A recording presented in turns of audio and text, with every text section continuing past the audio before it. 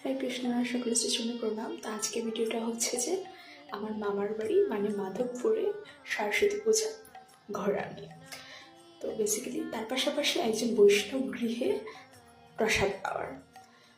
তো আমার এক বান্ধবী, তার বিয়ে হয়েছে মাধবপুর কাটিয়ারাতে। তো আমরা পুজো দেখতে গেছিলাম। তো ওদের বাসার পাশে যে পুজো মণ্ডপ, এটা স্পেশালিটি এটাই ছিল যে ভগবান শ্রীকৃষ্ণের যত সমস্ত অবতার, সেই সমস্ত অবতারকে ফুটিয়ে তোলা হয়েছিল। তো এই হচ্ছে আমার সে বান্ধবী। আমরা প্রায় ছোটোবেলা, একদম ছোটোবেলা থেকে প্লে থেকে একসাথে পড়ছি। অনেক ভালো মেয়েটা, এবং সে পরম বৈষ্ণবী। সে ভক্তি জীবন পালন করছে আর প্রচারও করছে। তো ওই জন্য সবাই অনেক কৃপা আশীর্বাদ করবেন। তো আমি যখন মাধবপুর যাব, ও শুনেছে, তখন ও আমাকে কল দিচ্ছিল বাসায় যাওয়ার জন্য। তো আমরা যেহেতু পূজাতে বের হয়েছিলাম, তো তখন গেলাম ওর বাসায়।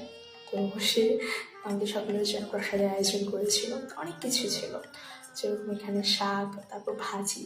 তো দুটো প্লেট দেখে হয়তো ভাবছেন দুইটা প্লেটে কী করতেছি। অ্যাকচুয়ালি দুটো প্লেট ছিল, ওইখানে একটা প্লেট আমার জন্য, আরেকটা ছিল ওখানে যারা বসা ছিল তারা আলাদা করে প্রসাদ পাবে না, তাই আমি তাদেরকে মেখে সবার হাতে হাতে দিচ্ছিলাম। তো আমার মামার তো বোন, তারপর হচ্ছে বৌদি, মামি, তারপর মশাতো বোন, আমরা সবাই ভাই বোনরা মিলে চলে গেছিলাম ওদের বাসায়। তো ওদের বাসায় একদম পুজো মণ্ডপের কাছে ছিল। তো সো পূজাও দেখলাম, তারপর ওদের বাসাটা ঘোরা হয়ে গেল। তো দেখুন, একজন ভক্ত গৃহটা আসলে এরকমই হয়, সর্বত্র সেখানে ভগবান এবং গুরু মহারাজদের চিত্রপট থাকে।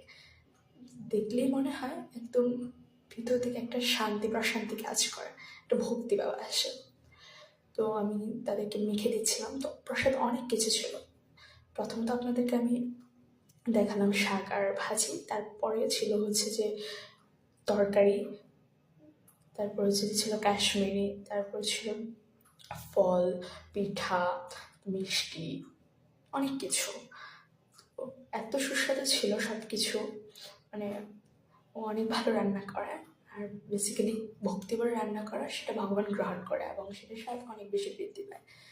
তো সত্যি সব কিছু অনেক ভালো লেগেছিল। আর আরেকটা বিষয় ছিল যে ওর একদম পাশের জানালা থেকে পূজা মণ্ডপে সব কিছু দেখা যাচ্ছিল।